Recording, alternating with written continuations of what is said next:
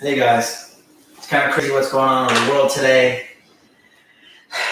It's going on in Melbourne, Australia, forcing kids to get vaccinated, pulling away from their family. It's kind of a crazy world out there. So definitely got to get prepared. And that's why I'm a big advocate about personal finance and having your finances in order, not relying on other people. Because when you have that control, you can make the decisions you want to make for your life, for your family, and not be manipulated by, oh, I would like money from the government, so I'm going to do what they want me to do. It's basically like modern day slavery. And I don't like it. I like freedom. So that's my big why. People are like, what do you do it all for? I do it for freedom. I want to be able to do what I want, when I want, say yes when I want, no when I want. And it's definitely an issue with them taking away all of our liberties. I mean, even having an opinion is not allowed nowadays. You can't question anything either. So that's my why. But you can ask questions here. But you can ask questions here. Let's talk real estate, finance, Investing. So guys, welcome back. Great to see everybody. Lots of good stuff going on. Hoping everyone has a blessed day. We got a lot of good stuff going. What's up? Your mic on? Is my mic? Yeah, it's on. Okay. Yeah, it's on. It's not my first time. It's like my second, maybe third time. Just trying to relax at the end of the day. Long day. So where are we at? Pool's almost done. That's awesome.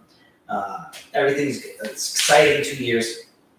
We're almost closed out on the ALF property we're buying. We're buying an ALF in St. Pete. And we're converting it to apartments in a really nice part of town.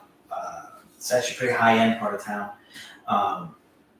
Going under contract on a 6-unit by the water. Also really awesome. One of the rare properties that you're allowed to Airbnb. Remember guys, just because you buy a property and you want to Airbnb it, doesn't mean it's allowed. So this 6-unit that I'm buying, it is allowed to Airbnb. The properties around me cannot. I'm like one of the few that is allowed. So be very careful about what you're buying. And why I'm willing to pay such a premium is because I can legally Airbnb it and others cannot. So it's going to be very valuable for a long time. What else? What else is going on, Hannah? There's a lot of stuff going on. Core tomorrow. Core, which one tomorrow? Core CF, your meeting for tomorrow.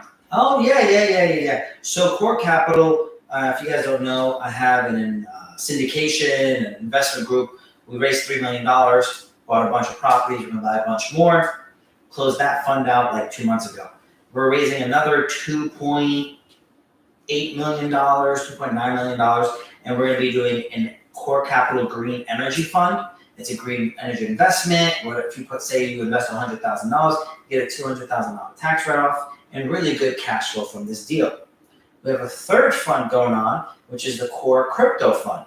This crypto fund, you invest $100,000, you get $100,000 off on your taxes. In addition, you get a great return from Bitcoin.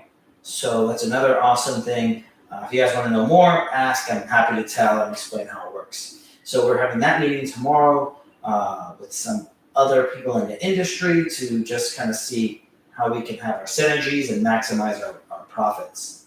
And then we're going to probably have another Core Capital fund, real estate fund, that we're going to be opening up probably at the end of the year because we just have like a lot of demand right now. A lot of people want to get involved. A lot of people want to get tax write-offs. So they want to make big investments before the end of the year so they get tax write-offs. So it's definitely going a lot faster than I expected.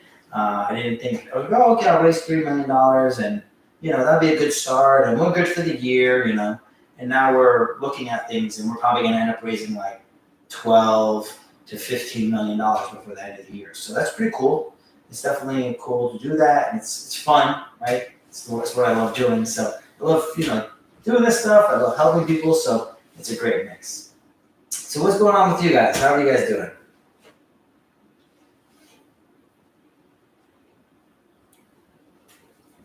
Can you see anything? Because I can't see anything. I guess I'll pull up the phone. This way I can see exactly what you guys are saying.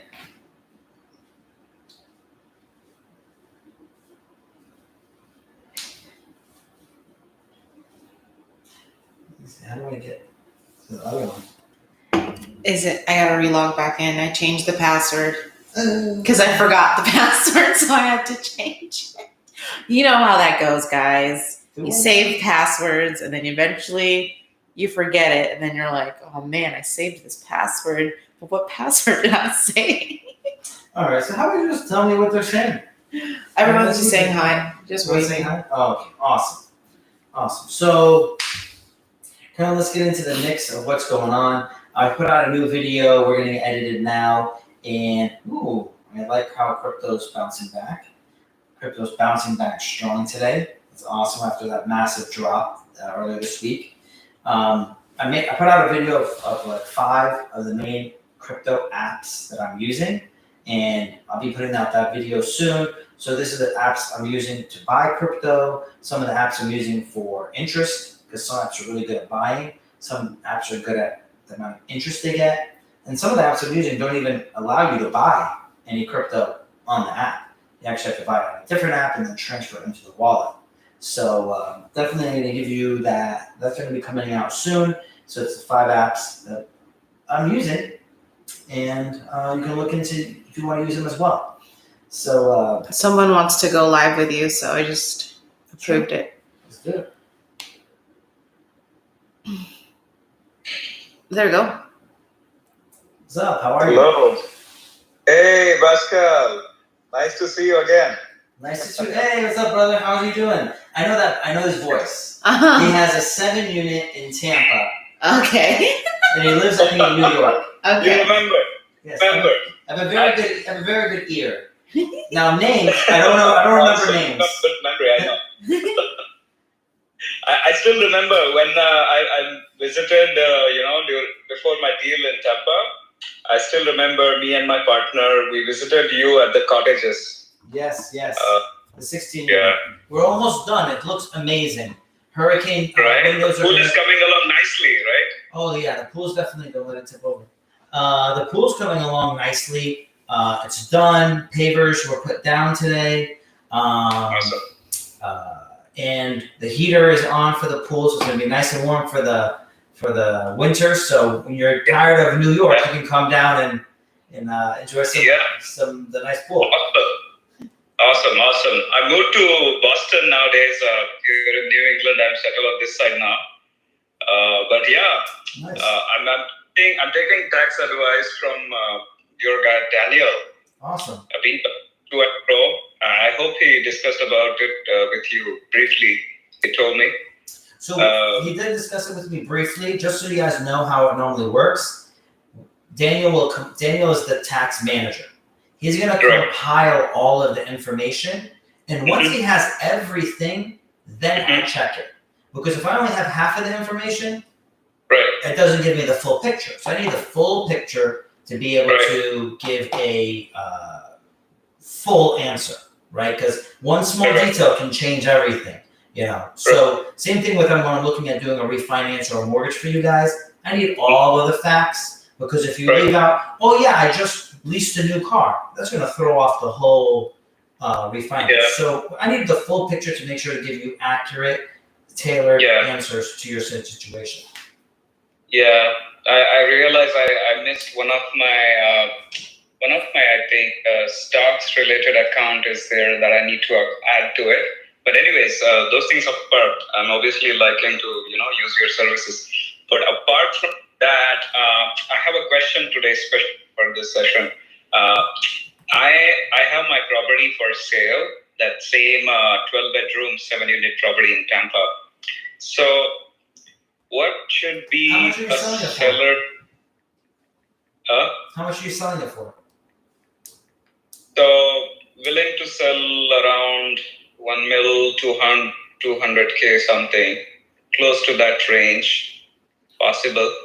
What did you buy it for? But bought last year around like almost 545. But there's a lot of appreciation to it now. Plus, there's a it's almost 1 acre of land over there, with half of the place is being used just for these rental apartments. Half land is still empty, so it can be used for any purposes. It has clearance for the construction already. Awesome. Whoever buys it, they can get this gold mine. But since the Tampa's market is nice, seller's market, so we are thinking to put it on market. So I'm trying to get advice from an expert like you. What do you think? Shall we go by sell by owner first, or is it a right approach to go through a realtor who takes like almost 5 to 6% cut of the total sale price? Well, just think about what you said. You're going to make $700,000 profit. You should be willing to give up 6% to the right person to make it sell fast. So just think of it this way. If a realtor took 6% and sold the property within a week, someone could think, man, that was only 1 week. They made a lot of money for 1 week's work. But the other way of thinking is, well, do you want him to take longer than the week? You're paying someone to be very fast and very good. So if they accomplish it in 1 week, that means they did a very good job and they're very skilled at their job. So one, I'm always willing to pay someone to do the job. Because if I was going to do the job, I would want to get paid well for my skill set, right? And in the commercial world, you have a 7-unit building. Remember what I teach you guys. I teach you guys this, and I've mentioned it multiple times. A 1 to 4 family property is easy to get a loan. A property that's over $1.4 million is easy to get a loan. Between above 4 units, but below $1.4 million, very hard to get a loan. Right. It's a difficult thing to make work. And then when you look at the numbers, your cap rates, the debt coverage ratio, it's a lot harder because you're looking at a 20 to 25 year amortized loan at a 4.5, like right now, a competitive rate for that type of product is 4.5% interest. Excuse me. So when you look at the numbers, that monthly payment is higher than the standard, 2.99 30-year loan. So it's really squeezes the margins on that product. So you got to think about that. So you got to think about, okay, it makes it harder. So if you have somebody that can sell that product quick for you, that's awesome. Sure. That's awesome. Two, if you know who would want to buy it, then yeah, you could sell to them directly and avoid a realtor fee if you know. Like me personally, that's stuff that I buy. I buy that type of product in Tampa all the time. I'm buying a 6-unit, bought a 5-unit, bought a 7-unit. This is all in the last 3 months. So that's a type of product I do buy. And I'm in the process of buying I think it's 16 or 18 unit. That's 3.75 acres in Tampa. That's $1.4 million. So that's almost 4 acres for 1.4 million. So it depends the location, because the location you're at depends. Am I paying $150 a square foot, or am I paying $500 a square foot? And both could make money, but it depends. Is the 500 in the right area where it justifies it, or is the 150 in the right area where it justifies that? So obviously, each market, each street justifies a different price. You know that area, University of South Florida? The USF, but it depends where in USF. Because if you're on the wrong street, you're in the deep hood, and you don't want to go there. Like I could have bought properties for $30,000 a door, and I didn't buy them because they were deep hood, and I didn't want the headache. So there's parts of Tampa, and this is the funny part. We're talking about Tampa, a very well built city. But some parts of downtown, some parts of Tampa, like that part where you would think they have things like a sewer system, Some parts of Tampa, the properties don't even have sewer system; they're still septic. So, so if it's having a septic system is not a problem. Having an old septic system that's broken is a problem because it costs a lot of money to fix it and a lot of headache. So the property that I'm looking to buy, it has a septic system with problems, but I'm going to go in and fix it. It has electrical issues, has like aluminum wiring. I'm going to go fix that. The roofs are bad. I'm going to fix that. So all the problems that are there, I'm going to fix them. And that's why I'm able to get the property for so cheap, right? Because I'm getting 18 units for $1.4 million. It's really cheap. But I'm going to fix it. But by the time I'm done, I'll probably be in for probably 120 a door between the purchase and reno, but they're going to be gorgeous. So it's, again, the numbers all matter, your ROI. They matter for you when you bought them. It's going to matter for the person who buys it from you. So is there some meat on the bone? So I think I put like a bit higher price tag initially, but do you think possible to flip a property like that, which has a huge potential in that area? But is it possible to say that, okay, I can flip that property for twice the price, at least $1 million, given the fact that property prices, it has got appreciation, it's constantly earning $48,000 a year. So for that, maybe cap rate is not justified for $1 million tag. What do you think about it? So I'm buying right now, just to answer your question.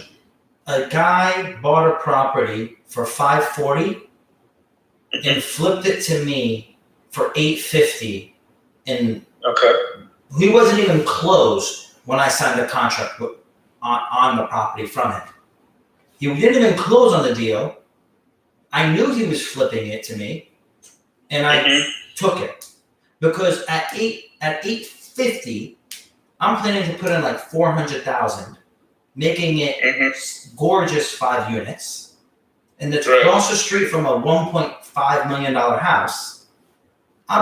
This 8 unit is going to be worth this 5 unit that I'm remodeling. It's going to be worth $2 million.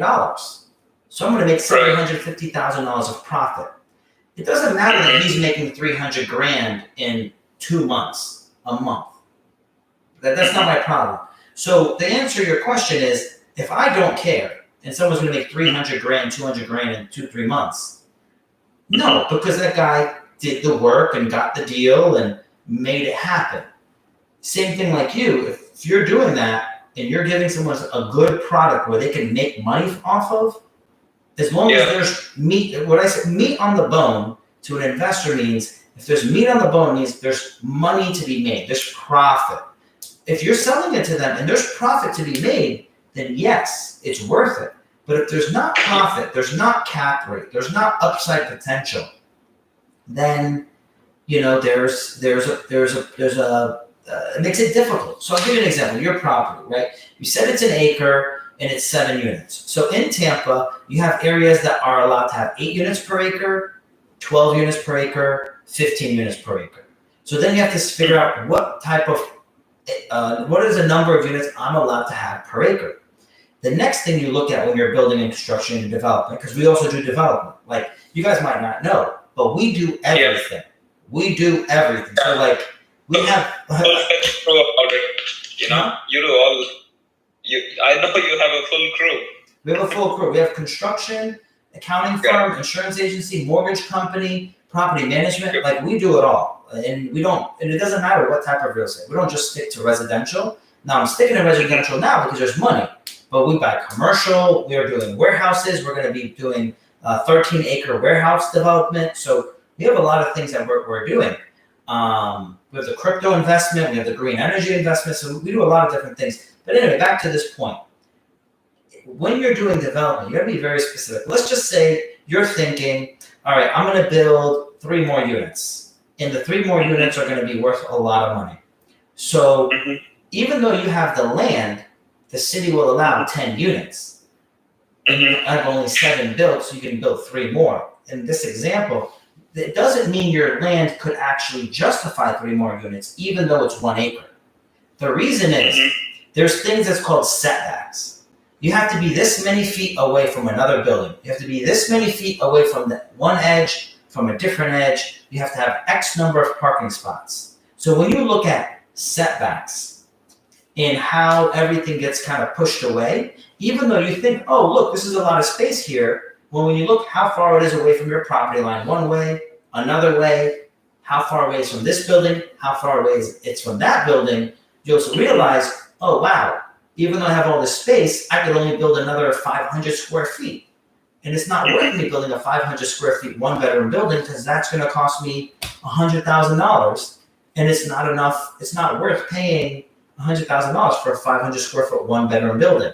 So it might come to the conclusion of, all right, well, for me to get 10 units and maximize this and make this a 10 unit townhouse development, you might have to bulldoze all of the buildings to do that. So now if you're going to be doing that, you need to sell the property at land cost. What is the land value that someone could pay for just the dirt to build 10 units and then pay the hardscaping, engineering, take a year to 2 years to get that permitted and then to build it during that time period? It's going to take a while to get it approved. So then there's a different price for that. So for example, the 18 unit that I'm buying, that property has been approved for 40 townhouses. Wow. So even though it's approved for 40 townhouses and I'm getting it for 1.4 million, it's still not cheap enough. I still have to get it closer to around $1 million to justify doing it today. And that's where we're in the process of negotiating. And I'm not just saying that because I'm trying to get a better deal and more profit. I'm showing the developer, look, our minimum return on investment, and I don't hide anything. We need to make at least this much money for my investors, my partners that are giving me their money. They need to make a profit. I want to do this deal. We need to make at least this much profit, and it's a fair profit. It's a market standard profit that anybody would want to make. Any developers can have the same numbers that I'm looking at. Now, if you look at what it's going to cost to bulldoze your building, to put in the hardscaping, to build out the roads, to build out all the infrastructure on this 4 acres, it's going to cost me $400,000 to $600,000. So now I'm in $2 million for the land for 40 units. That's $50,000 a door, just for the land cost and the hardscaping cost. So that's a lot of money. So then my build out is what? Going to be $180,000. So now at $230,000 a door, brand new townhouse, which is great. But this part of Tampa, the value of this property is probably only worth $275, max $299. Well, at $299, if I was going to be a developer and just selling every townhouse to the next buyer, 7% in closing fees, I'm now down to, say, a $280 number on a $299 sale. My margins are way too thin to guarantee a profit to my investor. So I actually need to buy it at the $1 million price to make sure I have some room, because I don't know what's going to be wrong with your dirt. I could have to invest more money in your dirt to make it better, more stable. I could have to invest more money in interest because it could take 3 years because of COVID and all the issues. So there's a lot of factors right now that people are being more conservative. Next thing, the government could change interest rates. If the government increases interest rates in 2 years like they said they're going to, well, that means this property isn't going to be worth as much in 3 years, because as interest rates go up, property values go down. Now, to a homeowner, that doesn't matter because they're going to keep the home for 5 to 10 years. The monthly payment is going to be the same. If you're keeping it for 30 years, it doesn't matter. The monthly payment stays the same. So it doesn't matter if interest rates go up. But if you're going to resell the property or you're going to refinance it once it's finished in the development phase, people are accounting for that today. Because they're going to say, by the time I'm done developing this in 3 years when I refinance, I'm not going to be able to sell it for as much money. Because as interest rates go up, prices come down. That's the basics of real estate investing. So it is possible, but I can't give you that answer without running all of the data, doing a full market analysis, which takes like at least 10 hours to give an accurate answer. But all of that general information I gave you applies to not just your property, but any property on the planet. Because this is the same information anybody on the planet is going to look at when they're looking at a piece of land. Right. And when you talk about those setbacks, the buildable area that, you can put more units upon the property. Suppose I want to know, hey, on top of my 7 units, how can I build? How many more units can I build? Maybe 3, maybe 5, So where do I find that information? Like maybe deep down, where do I get that? You can do a lot of research online to try to see if you can understand what the land is zoned for and what that land zoning allows. And they'll give you general ideas. But then you have to go to the development, like a development page for Tampa, and then they will have more information. I believe that's online, where it's going to tell you what the setbacks are. But then there's things called, there's called like a land coverage area, which means you're only allowed to have a certain amount of concrete on the land. So you can only have so much of the land covered by building and driveway. With that, the rest of it has to be permeable, which means water can be absorbed into the dirt. It rains a lot here. So the reason why New York and New Jersey got flooded is because their land is not made up to absorb water. Our land is. And we make sure when we build, it's set up so it can't absorb the water instead of flooding everybody. So there's that. So there's many factors, layers on layers on layers, that you pay engineers and architects $50,000 to $300,000 on a project to come up with all those answers that they submit to the city to be able to do your project. So development is a lot of money in architects, engineers, civil engineers. It adds up. And I was looking at one company was wanting to charge me $30,000 for the different architectural engineering drawings I'm going to need for my ALF conversion to a 5 unit. Now, that was crazy, and I found another company that was closer to market, but still, it's a lot of money.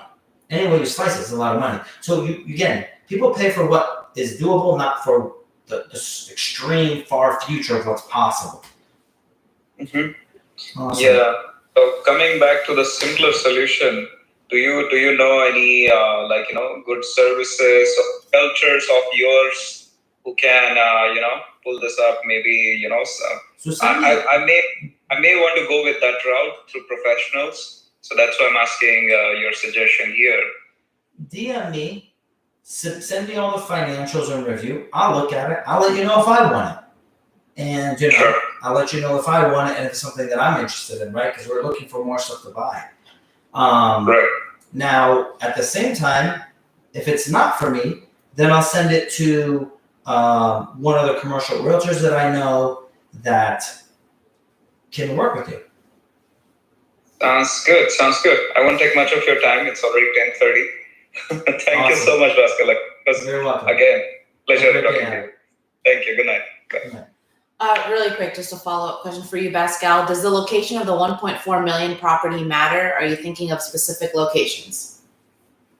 So the one in Tampa that you're talking about. Oh yeah, it's like a specific property. Okay. It's not like a random. It's a specific property in Tampa. And then you had another question here from Julian. Did you learn anything new at the real estate conference that you were at last week? So I've been in the game since I've been studying since I was 14. So this is 21, 22 years now. So it's very rare that I'm learning something new. I've already learned most of this stuff. I did get some updates on some tax specific thing regarding the Biden administration and how they're planning to change the tax code. So that was very concerning. Not for me, but for other people. Obviously, we have an accounting firm, so our strategy is always moving and changing depending on the tax code, and we adjust as they adjust. That's why we created the Green Energy Fund. With the Green Energy Funds, there's a lot of tax credits that the Biden administration has put out. So how we are counteracting a lot of these high taxes that they're planning to put out, the Green Energy Fund gives you 200% off of your earned income with your investment. So you invest $100,000, you get $200 off. If you invest $1 million, you get $2 million off. So we have people right now that made one follower made $2.3 million, and for a $1.15 million investment, they're going to get 2.3 off their taxes. So they would effectively pay no income tax and no state income tax either. And then in addition to that, they're going to be making cash flow for the next 7 years. So we see what's happening and we don't freak out. We don't complain about it. What we do is we go and we do something about it. We change our investment strategy to maximize our net after-tax return. Ephraim said, Hannah should be a news anchor. Why, thank you, sir. I should. Is it from? Yeah. Another question here from Amit Law 13. Real quick, let's talk about liabilities for pools and short-term rentals. They have a duplex in Houston that they're closing on, and they're debating because of the liabilities for pools and short-term rentals. So I can't tell you about liability in Houston because it's differs in every state. But my liability policy that covers the pool, like it includes pool, and to add the pool coverage to my policy was like $500 or $800 a year, and that's for 16 units. So it's not that big of a deal, at least in my case. Again, I don't know what it's going to be in Houston, but I would not think that the liability insurance is that much. Now, what I do know as an insurance agent, that your pool should be secured all the way around. So I'm going to assume that it's the same rule in Texas. You should make sure that your pool is secured just in case a child tries to get in and possibly drowns. So be careful. Just because you have insurance doesn't mean that you can leave risky or dangerous situations available for people to get hurt. If you have insurance and someone dies because of your negligence, they will get a lawyer, they will sue you, they will likely win millions of dollars, which is more than what your policy is worth. They're not winning millions of dollars because they died on your property. They'll usually just pay out the policy limits for someone passing away. That was just a mistake. But if they see that you were negligent, and because of your negligence causes a person's death, and it was egregious, then they're going to pay you out higher than policy limits, and you're going to end up owing the difference, and they're going to come after you for that money. So just make sure that you're conscious and providing a safe product. So You got a request here for live. all right. And while we're waiting for that to load, really quick, back to your 1.4 million that you're purchasing in Tampa. Does that rule of thumb for you about specific locations, does that apply just in Florida? When it's, and also like if it's easier to get the bank to fund 1.4 million? So that one's a heavy remodel, so that's going to be like a bridge loan. That's not going to be a standard loan because it needs a lot of work. A bridge loan? Yeah. Okay. A bridge loan is like a temporary loan, what you get until you can finish your project. And yes, every location has a price. Remember that. If I was in a different part of Tampa, the townhouse would have been worth 600, 800, a million. But I'm in this part of Tampa where it's only worth like 300. So you got to consider what is market conditions and what can the market afford. Hey, Darman, we're trying to go live with you. I saw someone pop up and then Yeah, call so I'm out. just waiting. I don't know if it's their internet or. While we're waiting for that to go through, here it's going again. Oh no, this is a different person. Darman, are you still there, bro? I see the guy's face again.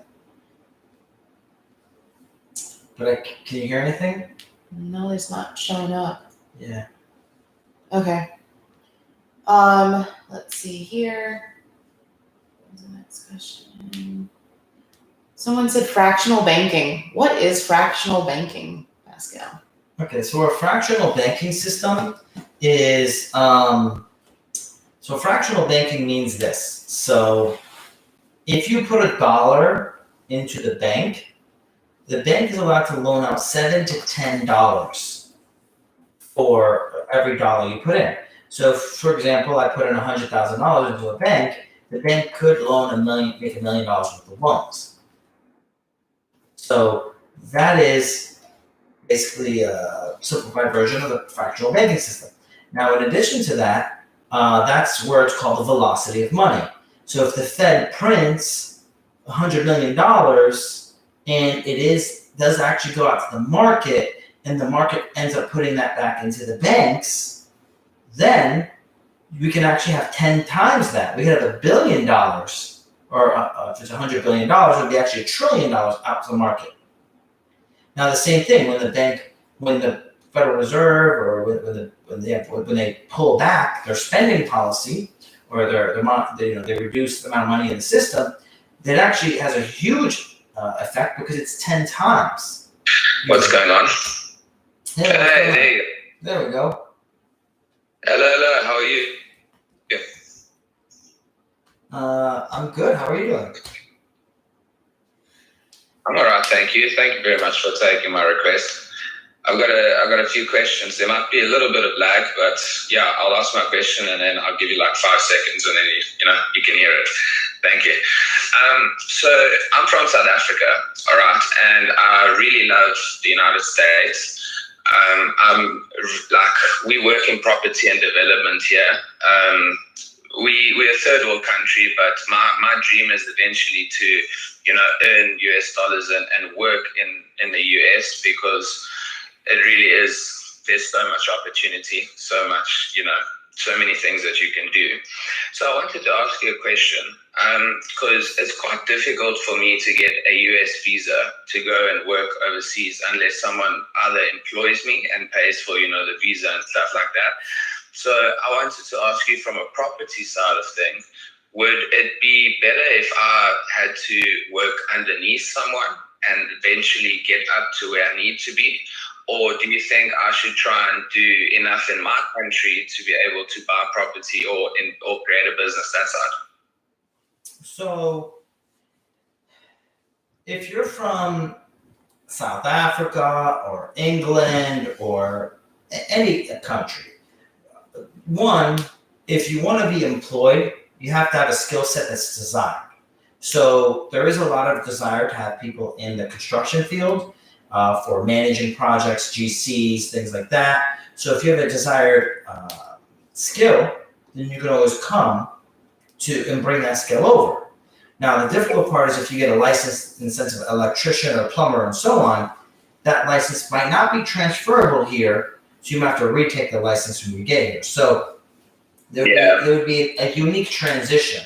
Same thing with general contracting. The way that you build properties in, say, New York is not the same way you build properties in Florida. There's different building materials. It's because of the environment that we're in.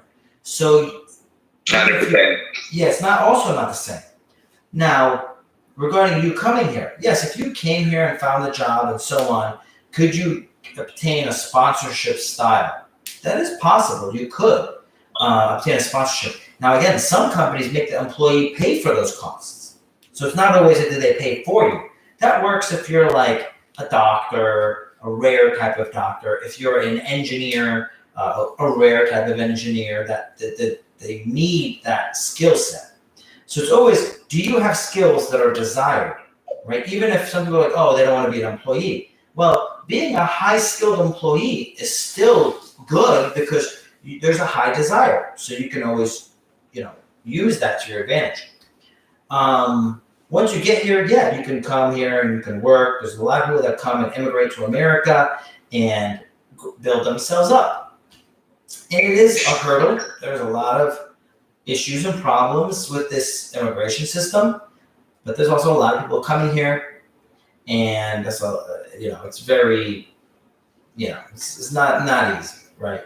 That's why here. Yeah, that's your origin story, Baskal. Yeah, my origin story is I wasn't born here. Came here as an immigrant child. Didn't get my green card till I was like 25. Took 22 years. So didn't get my citizenship until I was 30.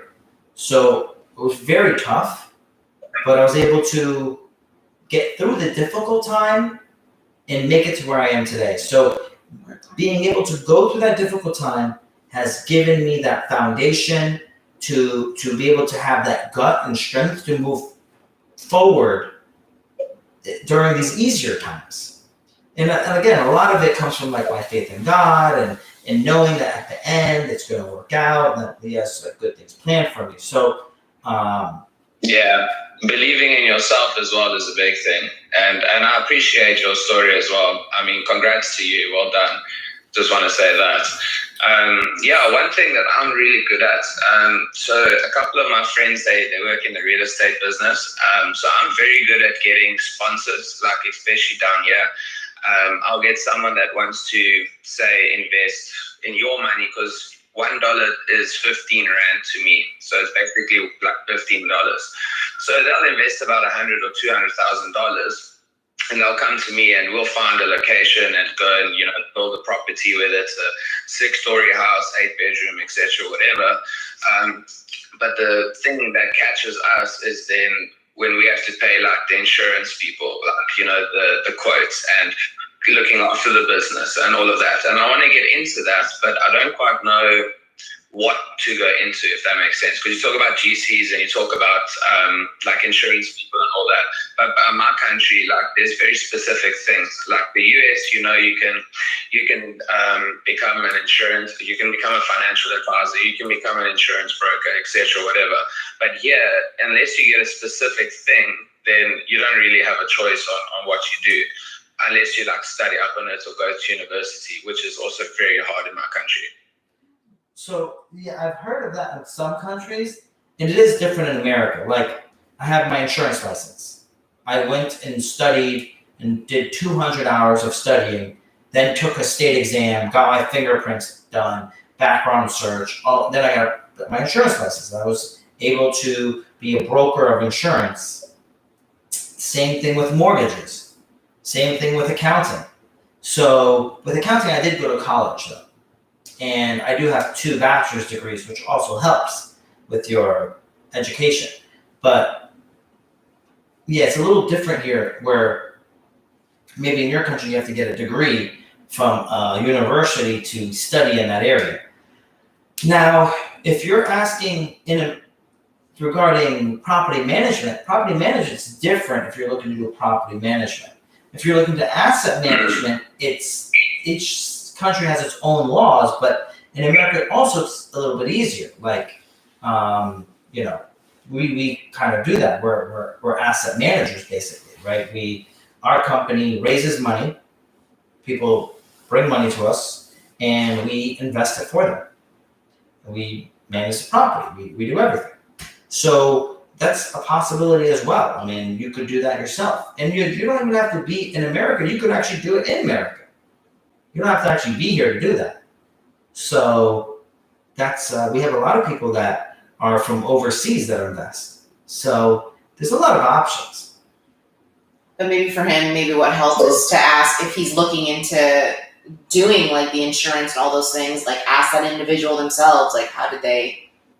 Yeah, I mean, of course, if there's a profession that you want to become in South Africa, you can always ask someone there to say, how do I get this license or become this position? It sounded to me that you already knew how to get that position. You just found it very difficult. Very, very. Unfortunately, like, because we're a third world country and I come from a very like poor middle class family, it's a lot different. It's a lot more difficult, especially with all the politics and stuff now in our country. I mean, we've all got there's a thing called a BBE, which basically is, it stands for, I can't think of the first 2 B's, but it's a racial thing. So it's like they giving a lot more, because we went through apartheid. So I'll just tell you that about quickly, okay? Don't know if you know about it. So for about 45 to 50 years, our country was separated into races. The white people was very superior, and then black, colored, and Indians were all given their own sections. And in 1994, the ANC, which is the African National Congress, came into power, and they've taken that away. But now recently, in the last 5 years, they've introduced a law that, like, if me, a white person with my degree and knowledge, applies for a position where a colored person, a person of color, they'll give them the job before us. And that's why the poor middle class is really struggling, because I can't get into university. We have that in America as well. It's called affirmative action. And we have that, like, for example, at Harvard, the population of Harvard would be roughly 45% Asian, but they don't allow more than 25% of the Asians to be in, so other people can also be in there. Now, I was actually arguing this with my Asian friend, and he was saying that that's a good thing. I said, no, that's not fair. If you can get in by your skills and your ability, then you should be able to get in, not by, the color of your skin. Yeah, basically, it's racist, reverse racism. Reverse racism. So have a fair chance and rely on your skills and what you've learned and what you're capable of, instead of color and all that. So that's why I'm asking all these questions. I'm only 22. I'm quite young. I've still got a long life ahead of me. But I'm very, very interested. And like I said, there's a saying in Australia that South Africans are very hardworking people, because we know what we've been through and what we've gone through, etc. And a lot of countries are the same. So I appreciate your time, and thank you so much for answering my questions and giving me some knowledge. Knowledge is power, and I really do appreciate your time and helping me out. And hopefully one day I'll see you in America. Hopefully. And I want to tell you this, is that I struggled through all of the issues you're mentioning, and the fact that I was going through the immigration process while trying to make it. There was times where my work permit expired, so I had to leave my job because I couldn't renew my work permit. So I had to work on my own to figure it out. I couldn't work anywhere. There was times where I couldn't drive my car because I couldn't renew my driver's license when I was like 22, 23. And I can imagine, remember, I had 23 units by the age of 23. How am I supposed to fix anything if I can't drive my car? How am I supposed to get to a job, or how are you supposed to do anything if you can't even get there? Well, I wasn't allowed to get a job. I wasn't allowed to have a job because of my immigration situation. You said that your things expired, Yeah, so I couldn't get a job, I couldn't drive, but I still owned all those properties because I bought them while everything was valid. So then when I went back to now I have to take care of things, I couldn't drive. My friend had to drive me. So the struggle that you have, that fight, that strength you build up, will be very valuable when things get easier later. So that's what I want to say, is that it's tough, but it's really tough in the moment. But, the struggle, it becomes beautiful after you get past and over it, because it really builds you up to be a very strong person. Very, very good word. I believe in the saying that tough times create tough people, and then tough people create better times, and better times create soft people. So we need to go through the tough times first to be able to get through what we're going through, to understand and appreciate it once we get it. Otherwise, we wouldn't understand the value of it. 110%. 100%, yes, I agree with you. Cheers. Good Perfect. luck. I really do appreciate it, man. Cheers and have a good time, and thank you very much. I won't keep you any longer, but I'll remember our conversation. One day I'll find you. I will do. I'll keep in contact. I look forward to it. Cheers, buddy. Keep well. Bye. You too. Bye. We have a question here from Ben639, or they just want to ask for your advice. They recently bought a property. It's a condo in McKinney, Texas, but after completing the closing with the title company, they didn't receive the house keys right away. And after a lot of pushing, they finally got the keys after 1 week of closing. And it was in bad condition. There's like dog poop and dog toilet on walls. I don't know. And we asked for the damage, and they're not responding. Responding for the damages. I guess that's assuming that's the damages after closing. So one, normally it's standard to have a final walkthrough prior to you closing. So you would walk through the property one more time before you sign on at this closing. So the people you would go after is like your realtor, then the title company. If they didn't supply you with the keys, that's a problem. So you'd go after the realtor, you'd go after the title company, you would file a complaint with the state against the realtor license, against the title company's license, and you would basically hold all of them accountable for that. Now again, you're also responsible to do a walkthrough the day before you sign. So if you're going to sign, I always sign at like 5 o'clock. So at like lunchtime, we'll go get lunch, we'll have a good time, or actually right before lunch, we'll go and look at the property. Then we'll go have a good time, have some drinks, we'll go do the closing, then we'll have some more drinks, and it's a good day. Unfortunately for you, it's a bad day. It's a really tough learning experience, but always do a walkthrough before you take a property. They will cover a lot of things when you first see the property, but during your final walkthrough, they will have most of their items moved out of the house. So then when you see it, you'll see all of this damage, potentially. Hopefully you won't, but you could see all of this damage that was covered by their furniture.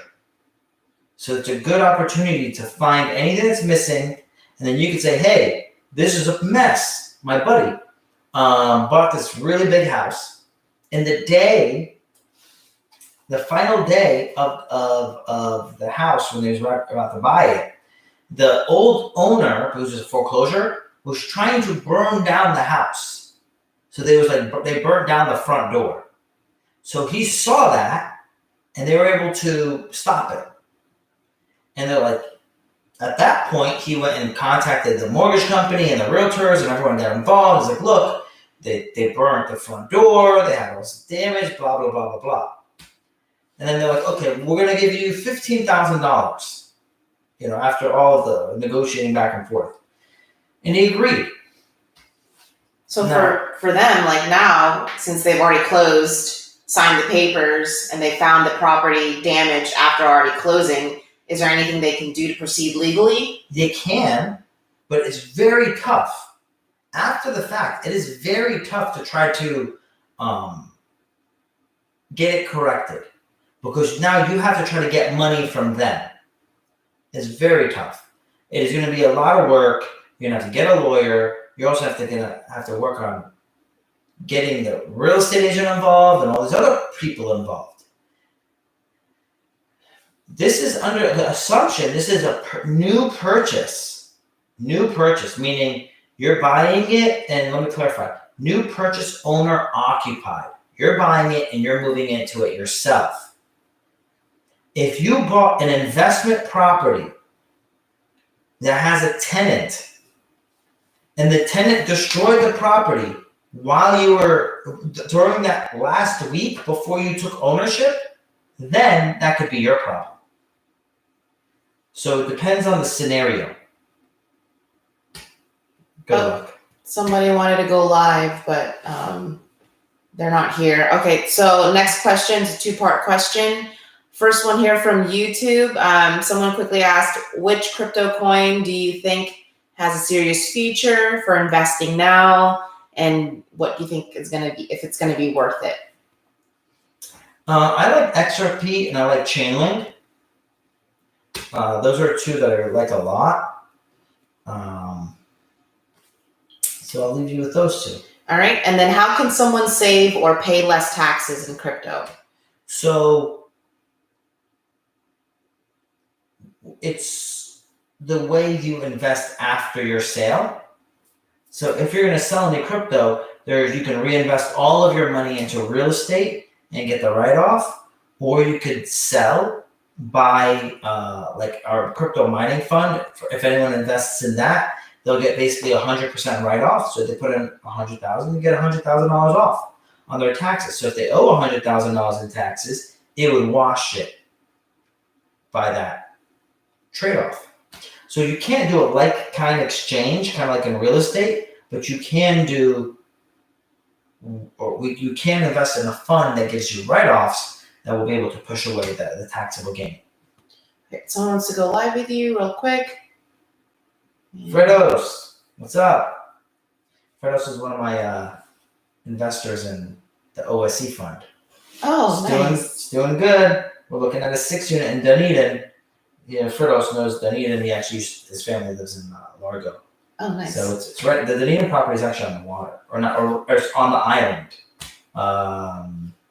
Do you know Calvisi? Oh, yeah. Like on the way there, like one of those islands. Yeah. So the 6-unit we're looking at is on the island. Oh, nice. They're not, I don't know if they're available anymore. Is there anyone else here with last questions before we sign off? We got 3 minutes, guys. Coming in hot. Let's do this. So this Love Angel. I deleted them. I think it's Section. inappropriate solicitation. Come on, guys. Don't waste our time. Come on. What's funny is that people don't realize that they can get their account banned.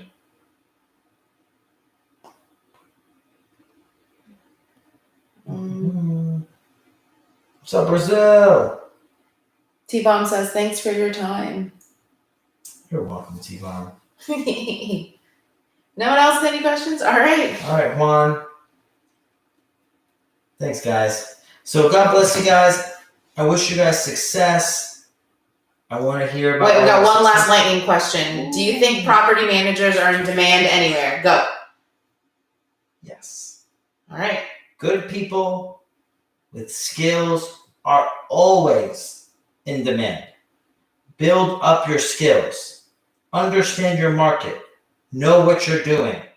And know enough to know if someone else knows what they're doing. That is what's going to make you a great investor. You don't have to know construction or property management or any of that other stuff. You just have to know enough to know if the people you're hiring know what they're doing. I'll see you guys next time. God bless.